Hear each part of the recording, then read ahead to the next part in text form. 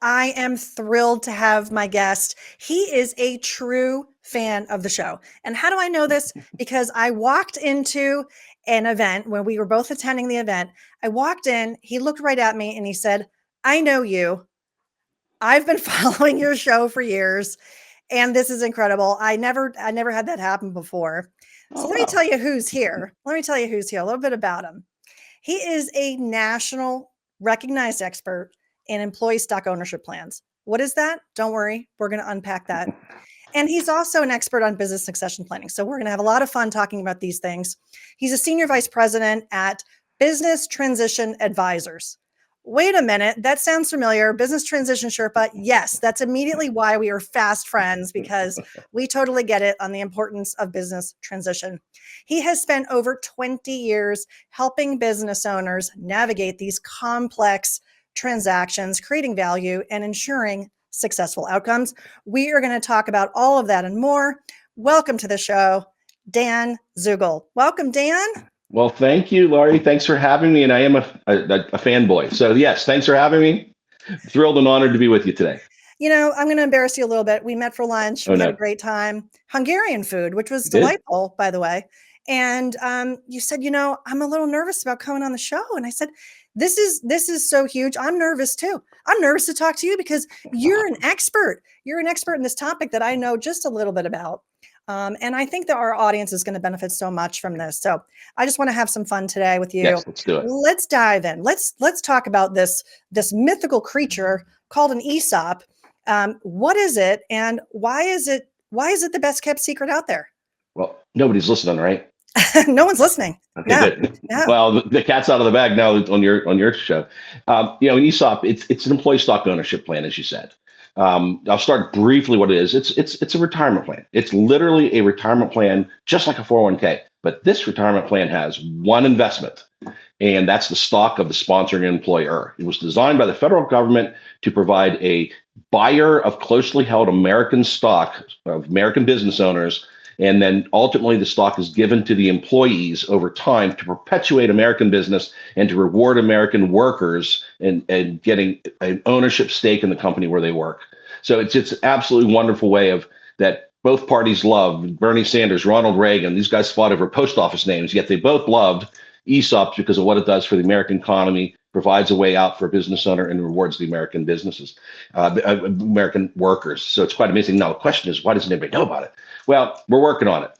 We're working on it. It's a lot of folks in the industry of business succession don't appreciate the complexities, and there's just a handful of people like you and me and other professionals out there that really embrace the concept because we do have a little government to deal with. There is some complexities there. There is. But like many worthwhile techniques, by getting through some of the technicalities, man, really some powerful tax benefits and legacy benefits and employee benefits. It really is worth it. So the word's getting out. A lot of federal legislation out there, state legislation in many different states promoting ESOPs, and you're going to hear more and more about it going forward. Yeah. So big picture, let's say I'm running a company and I'm thinking about who to sell it to. I'm trying to figure out a succession plan. And one of my options I've heard about a lot in the news, it's private equity groups, Yeah. and that's a financial buyer. I could sell it to a large public company, a competitor, or some other company entity, and that's a strategic buyer. And then there's this other type of buyer that's a related buyer, and that might be family, it might be insiders like management. ESOP's an interesting one because it's always a question of, well, which category do we put them in?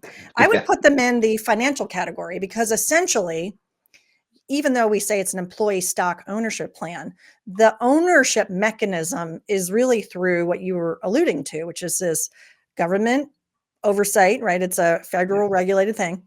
There's a question coming, but essentially it's a choice who to sell your company to, and you might decide to sell to an ESOP. So let's talk about that a little bit.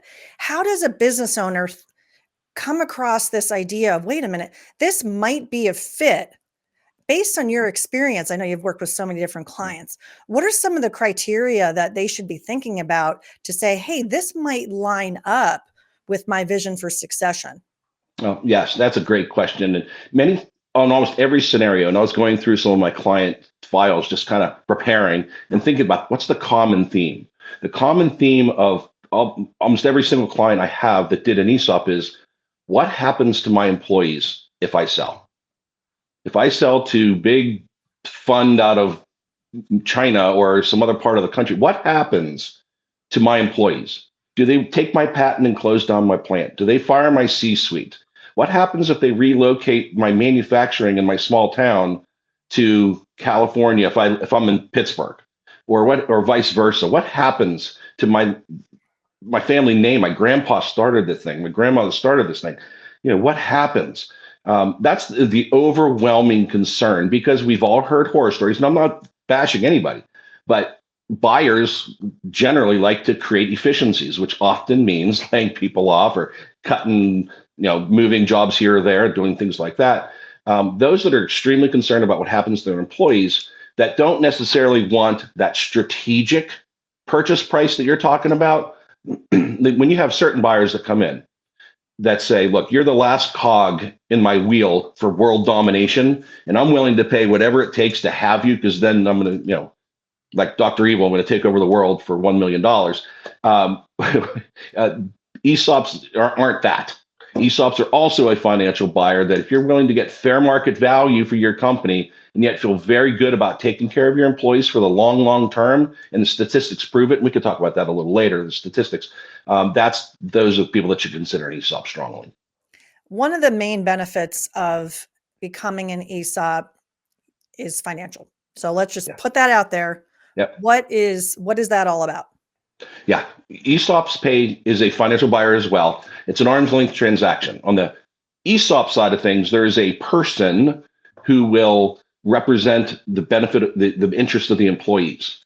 And they report to the Department of Labor and say, I paid fair market value for this stock. There's a seller side team that has their own valuation done. The trustee, that person that's representing employees, has their valuation done, and their professional evaluator, their attorney. We have all those folks on our side, and then we ultimately negotiate a fair market value arm's length transaction to stay out of trouble. The seller still gets fair market value.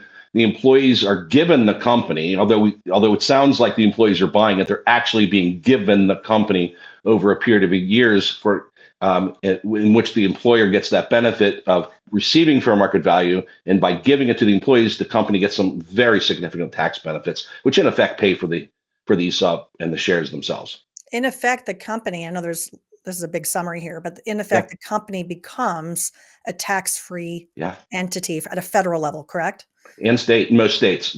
Yeah. And most states, which in is almost every state. Yeah. Which is significant. So if we're thinking about the ROI of a transaction, I know there's not a typical standard break even, right? We have to do the math and figure this out. Lots of complicated spreadsheets and smart people. But in general, what are we talking here with transaction costs and stuff?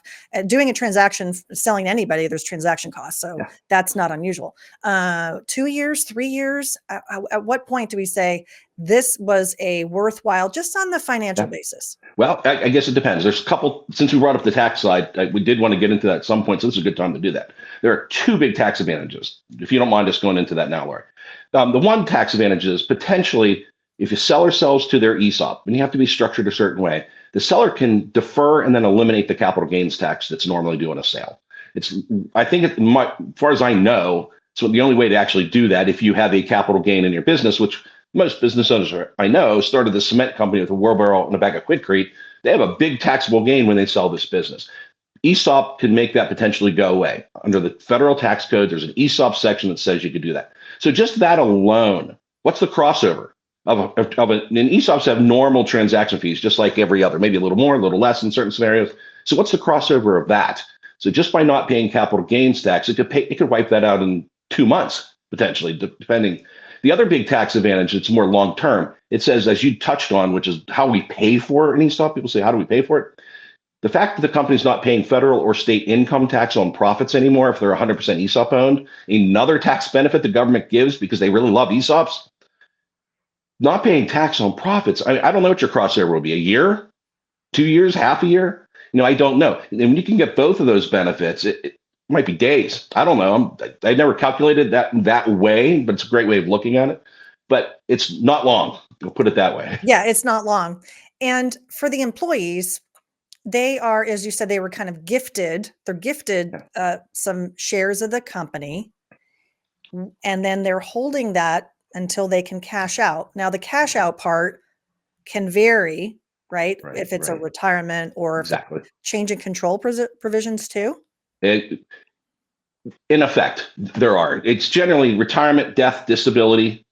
They quit or get fired, and just something government rule in ESOPs that says you've been there for so long and you hit a certain age, you have to be able to take some of your eggs out of the Joe and Mary Cement Company stock and put it into your 401k. So there's some mechanisms for diversification there. But the employees are given shares over a period of 20, 30, 40, sometimes even 50 years. Now, this is on purpose. This is put on our employee benefit hat. How do we recruit, reward, and retain great employees? We say, hey, look, come work for us. Bring your family, your friends, hard workers. Every year, we're handing out stock for the next 37 more years. Then every year you work here, you get more shares in your account. It's usually roughly based on your compensation relative to total payroll. So those that earn more get a little more shares. And every year it's a new calculation. They get more shares. And then when they retire, hopefully, after 20, 30 years of working there, they build up a nice big balance of stock. Their efforts grew the value of the stock, and then they cash out. The company has a legal fiduciary obligation to buy back the shares from the employees when they leave. So hopefully it's a nice big fat amount. They can roll, since it's retirement money, they can do a qualified rollover into an IRA, still defer the taxes. They never pay taxes along the way. Then they can roll it into an IRA, and it's still not taxed until they actually choose to use that money. And if they are taxable in a taxable position at that point, they may not pay personal income tax at that point. It could be life-changing money for employees. Generally, yeah. The average employee balance in an ESOP company, total retirement plan balance, averages 2.5 times the average retirement plan balance of that same employee at a non-ESOP company. 2.5 times average retirement plan balance for an employee with an ESOP account than that same employee at a cloned company that only has a 401k. That's life-changing for those employees. I saw an article this morning about a company in the Midwest. I don't know their revenues, but they seem pretty large because, and I'll tell you why. They had I guess they have an annual meeting where they showcase the how the company is doing. They talk about their ESOP and how it's growing every year. The value of the company is growing in every year. It's very exciting. Well, this year they did the math on paper, how many millionaires they have. Yeah. Now, this number is not going to sound big or small depending on your perspective. I think it sounds big. 92. Yeah, I read that same article. Yes. Yes, you know which article I'm talking about. And I think there was a manufacturing company. I believe it was. Yeah, there's a lot of anecdotal stories like that, like Publix, for example. It's the Florida, grocery chain. It's probably one of the most recognized ESOP companies in the country, and it's certainly the largest. They talk about all the time how I'm saying work people, dedicated employees that maybe cash people out, walk away with $1 million or more just by working. And they compare that to other stores that have the 401k, and that average holds true 2.5 times or more greater just by working hard and sticking around. And it's great for retention. So for employers, you're trying to get people to stick around. They're generally not leaving for $1 more an hour. They want to stay around. They're giving up shares. They're an owner, man. And they gather together. They work as a team. They stay late. They think differently. They don't waste products as much. They don't drop stuff. They take the proper stuff to the work sites. It's just all those things. So all the statistics of employer profitability goes up, increased sales goes up, ROI goes up, retention goes up. Everything an economic development community group wants to have happen, everything the Chamber of Commerce wants to have happen, an ESOP does. Yeah, there's a social good when we're talking about retention and growth and development of employees and getting continuity as a family for multiple generations, right? To have that continuity to grow value and to create a community with your stakeholders, which includes your employees. That's right. There's a lot of benefits there. And yes, there's been some amazing studies on that, which is really cool. I want to hear about some of your experience. Tell me about one of the companies that stands out that went through this process to figure out if an ESOP was right for them. And at the end of it, the answer was yes, it was. Tell me about one of those clients. One I like talking about because the sellers were amazing people, but Ashley Walters at a firm called Onyx Inc. It happened to be out of Erie, Pennsylvania. It was just a dynamo. Just bought a business from her and her husband bought a business from her husband's father, who was just at that age where he wanted to retire. And Ashley and Drew just wanted to they saw the potential in this industrial furnace company and wanted to they knew they could do great things. And they knew they had great employees, but they also knew that it probably didn't want to do this forever. And so what they decided was they bought the business, really did a bang up job. Just, she's just a wonderful leader and creating the culture and just all those important things you need. Grew this business and just turned it around. And I forget how many years, 5 to 7 years, did a great thing. Then she said, well, I want to do something else. Her and Drew said, great. We don't want to ruin Drew's father's legacy or our legacy by selling it outright and they close it or whatever. So we said, and she wrote a beautifully written in LinkedIn about family reimagined, about how they wanted it to be a family business, but yet they reimagined the definition of family. Yes, they had children that were too young to be in the business, potentially could be in the business, maybe still will, but thinks about the employees as an extension of the family. They're the ones that stuck with, father-in-law to them and stuck around and didn't want to leave them high dry and thought an ESOP might be the perfect thing. And that's what they did. And they're absolutely crushing it. The tax savings was tremendous, paid all of their loans off in just a few years because of the tax savings. It's just a remarkable story, but that's an unusual story in one way, that they were so young. Often we think of people looking for succession, and Laurie, you're in the succession business as well. It's often folks that are like, run their run. And they're like, okay, now I'm thinking about monetizing my business. Who do I sell to? My peers are all my age. They're probably thinking the same way I am. So who do I find? And more often than not, that's the typical ESOP sale, however. It's where you have those thinking, what am I going to do? Buyers aren't as abundant as they used to be. Hey, the ESOP's a fantastic thing. I have great managers. I have wonderful people. The fact is they generally can't afford to buy me. And that's an age-old problem. Every succession planner knows I have great people. They can't afford to buy me, or they don't want to go and do what's necessary to go get an SBA loan, put up their house as collateral, and do all those things and take their 401k and their 529 accounts. But they don't want to do those things, or they're a little nervous. And an ESOP is often that kind of perfect bridge in between. I want it to still be a family business, or I still want to sell my business, but I don't want it to go away. And I would love my managers to have it. I want to protect their jobs, because an outside buyer comes in, that C-suite's often gone. And so this is a great way of saying, look, guys, instead of you doing all that and putting up your house and all that kind of stuff, let's let basically the tax dollars pay for it. Give it to the employees. And when I'm gone, when I'm paid out, you're going to be president, CEO, and chair of the board.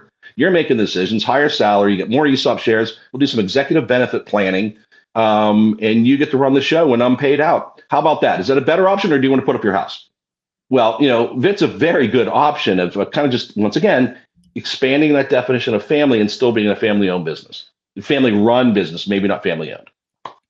As the branches of the tree expand, it can get more and more complex for the family business. Yes. The family enterprise, I like to then say there's a transition to the enterprise of the family, where they've got a lot to manage, right? And so having this asset somehow benefiting the company, you don't have to remain an operator, even in just in the context for those listening, for everyone listening. When you sell to an ESOP, that doesn't mean you have to stay on as CEO, right? It means you could. That's right. That's going to be part of the agreement. So if you wanted to step out, you wanted to be chairman, you wanted to retire and then have an income mechanism, this is one way to achieve that, right? Yeah. Oh, absolutely. And I find the converse is usually true. Most people that maybe it's just the people I talk to about ESOPs, they don't want to run out the door. This is their baby. They'd love a place to go on Fridays to read the paper, to get out of the house, to have an expense account to go take clients out to lunch, on Fridays, or play some golf, and still have my expense account in my country club and have a place to go. And my name's still on the door. I'm still the person. It's still my baby. And, a lot of people are disappointed when they're not the person anymore, and they can still be the person. And most of the time they don't want to run out. But what they do is ease out. I'm chair of the board, president, and I'm CEO. I don't need to be president. I've been grooming my right-hand guy here, or gal here. She could be president. Let her be president. I'll be CEO and chair of the board. Well, a couple more years later, I'm 60% paid out, 70% paid out. I'll just be chair of the board and pop in every now and then to see how things are going. And then when I'm paid out completely, I made a deal with my top management and said, hey, I'm out. I'm paid out 100%. You're now CEO and chair of the board. I'm out, and good luck, and just preserve my family name for me. Or I could just stick around forever if I want. It's a beautiful scenario if it plays out that well. And I trust that you've Yeah. had clients that Oh, it yeah. has played out that well. Do you have any potential companies that have come to you saying, I think we might be a fit, question mark? And then you said, you're not, and this is why. What is Yeah. unpack that for me? Yeah. You have to qualify. I mean, you have to hit a certain kind of threshold of size. You need a certain number of bodies. There's because it's a qualified retirement plan. That's just one of the downsides of the government being involved. It's not a high bar. It's really not. But sometimes, union companies are a problem sometimes, and not because ESOP doesn't allow it. Is they generally choose not to participate based on their union rules. I don't want one member having a benefit another member doesn't have, and I get that completely. So you have that. You have certain EBITDA or net income requirements. You got to have a certain size to make it worthwhile for the fees. You got What to would that have. be roughly? Generally, you want a company worth about $10 million of dollars. That's so $2 million of net income with some adjustments. You add back depreciation, amortization, maybe excess owner salary. Maybe I've heard sometimes business owners run things through the business. Maybe they shouldn't. Just occasionally. So I'm being sarcastic, of course. Well, we're going to call that the add back exercise. It's the add We're going to backs. do financial recasting, and We're we're going going to to do have some adjusted net income. normalize the EBITDA and Normalize. normalize the net income. Exactly right. So often it's not hard to get to that threshold. 2 million of adjusted EBITDA or net income, 10 million of value at an average multiple of 5. I'm not saying that's the multiple, but just throwing that out there. 25 or more employees, because we do need some payroll and things of that sort. So that's kind of where it gets started. We have businesses that start around that place, and another client here that we did at 4 billion of revenue a few years ago. So there's really no limit on the upside. It just means more tax savings. And also, we have to consider that liability you mentioned earlier. There's going to be a point when we need to pay out because they're going to retire. There's some recapture, I guess, if people leave early and terminated and things like that. But let's assume that people are going all the way through, and then we can't have everybody retiring on the same day. That would be a major problem. So the census of birth dates and retirement dates and things like that, we have to take a look, and that's why I think the smaller companies might have a challenge, right? Because the liability is lower. You're dead on. But I urge companies of any size that do an ESOP to use some of that tax savings. It'd be fun to go out and be so aggressive, buy everybody you can, and invest in everything you can invest, because it's pretty nice having 35 to 55% more cash flow by not paying tax, especially when the debt's gone. Oh my gosh, it's like, what do we do? I say, scream from the mountaintops, use some of that money, set it aside in some kind of investment account. Believe it or not, there's like insurance products to use. I don't sell any of this stuff, but there's investment products, there's insurance products, things that a company could do to squirrel away some of that tax savings to let it grow and compound. So when that liability actually gets big, and we won't get into that right now, but it doesn't get big to like your 8, 9, 10, and then goes on for a very long time. So by the time the liability gets bigger, you have a savings account set aside of some sort of investment that's growing, that hopefully it's not a big deal because you've prepared for it. That is super smart. The other thing you kind of hinted at it, I want to go back to, which is, all right, what are you going to do with this money? So you're going to invest smartly. You're going to have that tax liability to pay off one day and be able to access that cash. So you'll figure that out. But then this other part is, well, maybe we want to grow through acquisition. We've got some cash to utilize that would be accretive to our value, which is then again an opportunity to add value to the enterprise all over time. Do you see that as a common growth strategy for ESOP companies? It's a rocket ship of growth, especially after the debt's paid. And generally, the tax savings alone over the financing period is almost every scenario greater than the sale price to begin with. So we're already starting in a positive cash flow position. Sounds hard to comprehend, right? We leverage the company 100% through bank debt and seller debt. We leverage it 100%, yet our cash flow is actually better than it was prior to doing the transaction, just from the tax savings. But imagine what happens once that's gone, once the debt's gone. It goes right to the bottom line. I mean, you're sitting on buckets of money. You're really looking for things to do. you're paying people more money, acquiring better, maybe some more sophisticated talent, expanding divisions. You're doing new product lines. You're buying competitors. You're moving into other countries. It's just amazing what happens at that point. It's so fun to watch. That is super cool. I mean, just one example alone, KTA Tater. It's an engineering firm. They do testing and of like paint and durability of paint during harsh conditions. They sold 70% to the ESOP. Within a few years of the sale, their value increased to 180% with 70% leverage. They leveraged the company 70%, and yet they still grew the value by 180% within a few years. Amazing. It's amazing. You've mentioned manufacturing and engineering as two example types of firms. Are those the most common industries? Yeah, they're two of the most common. Construction, transportation, warehousing. For lack of a better word, it's often what some would consider the blue collars. It's because I guess it's the demographic of the baby boomers that started these businesses. It's my guess that are the folks that started. They're the ones looking to sell, and that's a big category of that, with the exception of the engineering, architecture, and financial services firms. So they're really the only, I hate to use these terms, but the technical type firms. It's generally like the trucking, the warehousing, the distribution, the manufacturing, the construction. Those kind of companies are more common. Yeah, I have a client. It's civil engineering services firm, professionals, and they're exploring ESOP. I've talked to others in the engineering space. So it seems to be common there. Again, you have some of the characteristics that we talked. You have to be large enough. You have to be able to repay the liability in the future and things like that. But just to give the audience a sense of, well, okay, why should I go look at this? I think we've given some good examples of companies that should take a look at it. You just mentioned too that in this, the one last client you mentioned, the example was they sold 70% to the ESOP.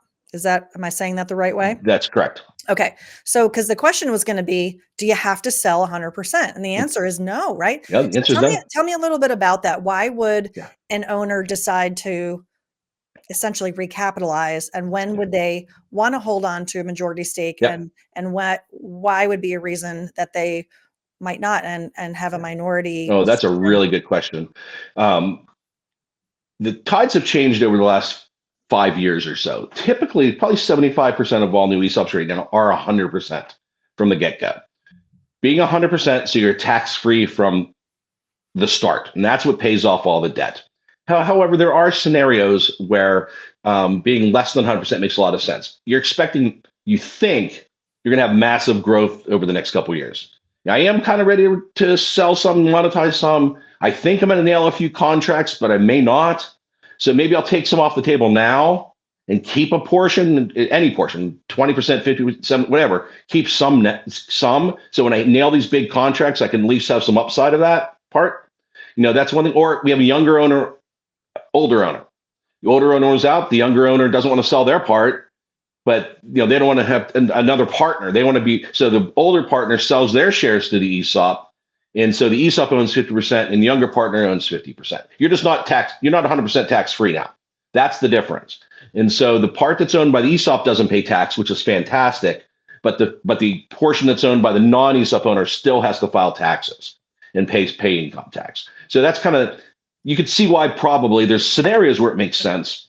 But more often than not, if it's like a single owner or a couple older owners, hey, let's go 100%. Let's let the government pay for everything because we're going to be tax free. To add more complication to it, I want to talk about private equity groups. Private equity groups have not been traditionally interested in investing in businesses that are owned by an ESOP, right? Because they like to have majority control.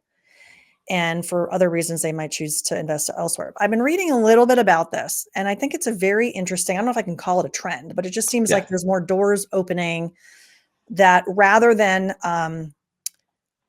establishing an ESOP, if they want to divest 100%, they can. But if they want to divest a percentage and then sell the other percent to an ESOP, sell the other percent to a private equity group, it does play out in an interesting way, potentially, to get that second bite of the apple.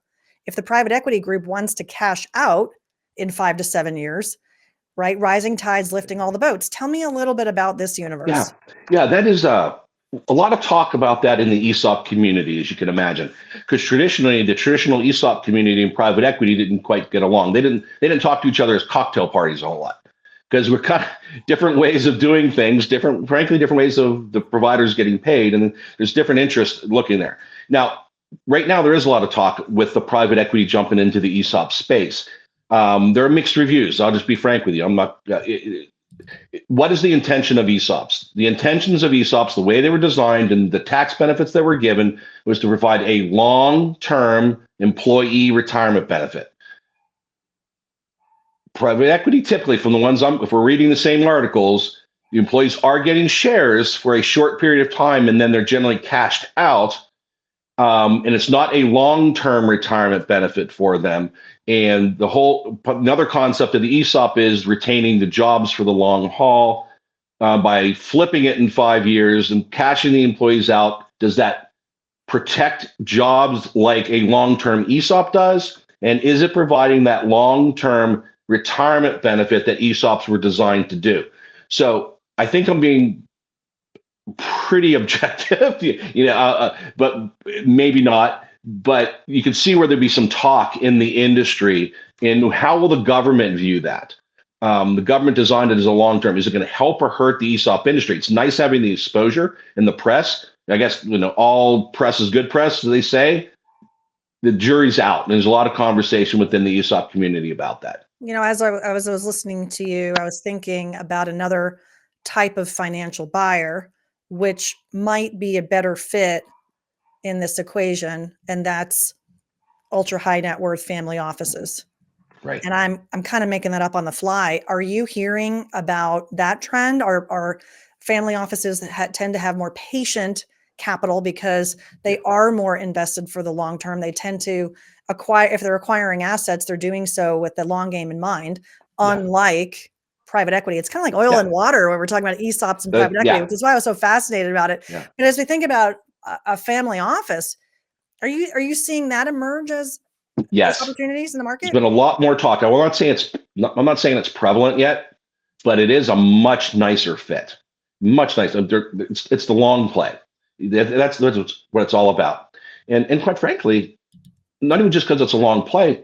What if a family office has a business that they'd rather cash out and invest in a basket of dividend producing securities? They may be holding a business for the last 20 years. They didn't want to get rid of because of the sentimental side of things. While selling to the business that the family can still run, but maybe not own, and they monetize, it might be the perfect solution for them. That's not exactly your question, but that's the flip side of that. Anyway, yeah. So we are hearing a lot more talk about family offices, that long play, and I welcome that from the surface, from what I know. Yeah, very, very interesting.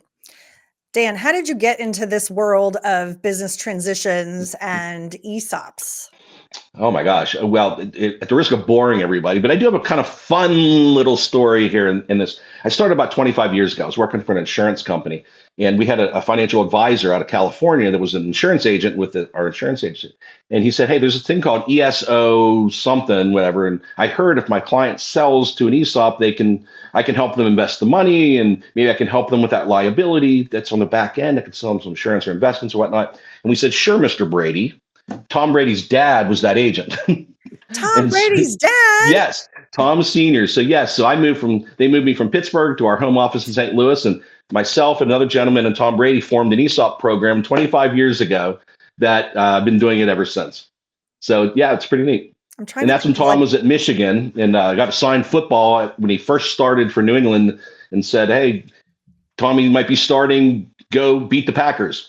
So amazing. It's gonna be, yeah. Is that fun? That's a crazy story. Well, that's an awesome way to enter in. It's a fun one. Yeah. Seems like the NFL should be an ESOP. They should. You should pitch them. You should call them up and pitch them on that. I tried for a big hockey team that people might know around the Pittsburgh area, but it didn't work out yet. We'll see what happens. We'll see what happens with that. Okay. Yeah. All right. Fair enough. What excites you about your industry and business transition, succession? With what I do, I love seeing a business owner that sells particularly to an ESOP be happy with what they did. The glow, the satisfaction, the I'm still a part of this. I did something wonderful for my employees. I preserved my family name and grandma and grandpa's legacy, whose picture in the foyer. Still family run. I'm still the person that shows up at the dedication to the bridge. I'm still the one that donates to the scouts. I'm still the face of this business. I'm still my family's legacy in my small town. I protected these jobs. I changed lives with this. And so the satisfaction rate of doing an ESOP is 93%. National Center for Employee Ownership found that 93% of people who sell to an ESOP are either, quote, very satisfied or satisfied, with only 7% neutral or dissatisfied, which is actually the complete flip of some other studies that show people that sell other methods are often very disappointed and regret their decision. Almost a flip of the number. That's So I'm that's proud of really that. I love that. important. Yeah, how we feel a year after the sale, to imagine, right, we're going to have this big exit. Yeah, It's a fleeting moment of pride when you have the money to put in your right. pocket and buy the Learjet, or, whatever that trophy is that you want to go get, Yes. the trips that you've never been able to take. That's a fleeting Yeah. thing. I think where we Right. get the intrinsic pride, knowing that you've helped these families, to have Yeah. 90 millionaires in your Oh, business or whatever it is, it's really satisfying. I talk about it a lot with, obviously, on the show, right, to talk about personal readiness and personal right. transition. I did a recording earlier today with someone who has not yet sold their business. And she said, "Oh, when I retire or I sell, I know exactly how I'm going to spend my time." She's probably a fraction of a fraction of a fraction of people who can Agreed. say that. And so we don't Agreed. know how we're going to spend our time. We don't know how we're going to feel when we're separated. You were saying earlier, Yeah. statistics, the name being on the door. 1 out of 5 entrepreneurs have a business with the name on the door, whether it's your name, family name, right? Your Yeah. identity is so Yeah. tied in. So it's the relationships, it's the social network, it's the fabric of the things that make us so happy and feel good and positive about Yeah. the change. It's very sad. I'm kind of on a mission with you, Dan, to make Right. sure that that doesn't happen. Right. It just doesn't happen. How can we Yeah. have life-changing succession stories and all that life-changing in a good way, not a bad way? Exactly. I 1000% agree with you. Yeah, no, I That's love our that. mission. That is our mission. You are a busy guy. You do lots of things in this space. You're doing Exit Planning Institute talks, and we're meeting up in our chapter meetings, and that's exciting. But what do you do outside of work and outside of EPI networking? Well, just trying to keep up with you, Laurie. That's it. That's my sole mission. It's all I do. You got No, to have besides, every show, I downloaded on when you're driving around. absolutely, exactly. That's all I do. No, I do enjoy my. I'm here in Pittsburgh, so I love my Steelers. They've been struggling a little bit here, but I love my Steelers. Um, I love disc golf. If anybody's disc golf, one of the fastest growing sports in America. It's Not frisbee wonderful. golf. No, no, God forbid, don't say that. No. No, disc golf. Thank you very much. Love that. And guess what? I have renewed my interest in beer can collecting. Tell me about that. Beer can collecting back in the 70s and 80s, because that dates me. I'm You're a Gen 55. Xer. You're a Gen Xer. I'm totally Okay, good way. I yeah, should have said all right. that up front. Yeah, I'm yeah, Gen you're a Gen Xer. Xer. Well, back in the day, it was a big deal to collect old Iron City beer cans here in Pittsburgh, or some cans from around the country and the world, for that matter. Well, a lot of guys my age kind of threw away their cans, and they just grew up and got married, and they actually grew up and they didn't keep their cans. Well, there's a whole bunch of us that actually kept our boxes of beer cans and took them house to house to house. And here we are, mid 50s, with these beer can collections we've had when we were 10, 11, 12 years old, that all of a sudden this collection people, all these beer can collecting groups and people going out and hunting for them, we're buying and selling and trading. Some cans are selling for $50,000. It's insane, but it's been a lot of fun reconnecting with a childhood collection and having a ball doing it. Oh, that's great. Oh, wait, I just got a phone call from a fan. Oh, hold on. Let me take this. Okay. Oh, yeah, hello. Oh, okay. They have a Wheaties box collection. They're wondering if they'll trade with you. Absolutely. You could do that. Absolutely. I might have a few of those up in the attic too. I have a comic book collection. It's not that exciting. It's all the same comic book. It's Archie comics. Oh, They're wow. probably worth exactly nothing, but it's more sentimental. They were so fun to read. They're just so wholesome. They were wonderful. They're wholesome. Yeah, Yeah. they're wholesome. Oh, that is So so we neat. all we all have our secret things. I also have a whole little stack of cassette tapes. Oh, that's fun. Yeah.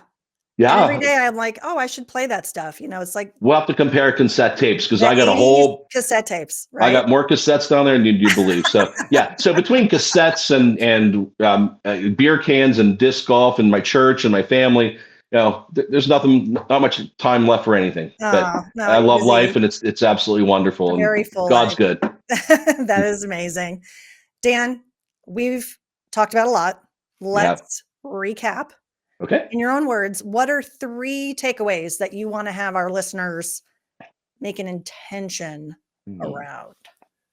What should they have an intention around? ESOP. Thoughtfully consider the fate of your employees when you sell your business.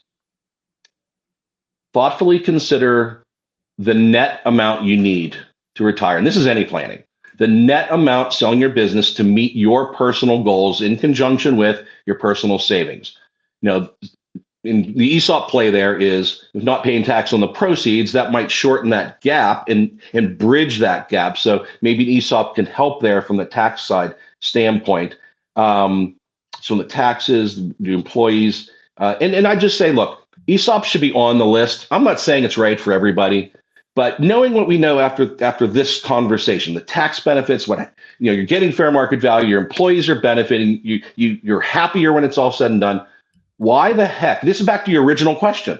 Why doesn't anybody know? But if people knew, full disclosure, if there was a zillion of me out there, and if everybody knew everything there is to know about ESOPs, why wouldn't at least 25% of all sales be an ESOP? Knowing what we know right there, I can't think of a reason. And so that's kind of why, it's on a mission of mine to spread the gospel of ESOPs because people need to know about it. All right. So if you're watching this video on YouTube, I am dropping the mic. There it is. Down. Drop the mic. Boom. You've said it all. Dan, if people want to get in touch with you and learn more, what's a good way to do that?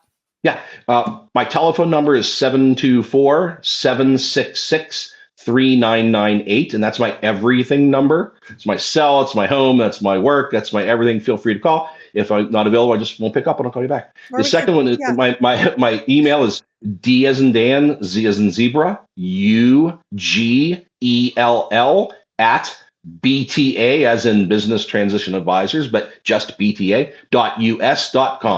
All right. Awesome. And we will include those in the show notes. Thank you. Dan, thank you so much for coming on Succession Stories and sharing your insights with me. Well, this was so fun. Thank you for having me. Thank you. Absolutely. And to our listeners, thank you. If you learned something, if you enjoyed this podcast, why not download it, follow it, subscribe. You can also get all of our videos on the Business Transition Sherpa channel on YouTube. And also while you're there, check out our sister show called The Entrepreneur Gene. This has been another amazing episode of Succession Stories. I appreciate you. Thanks for tuning in.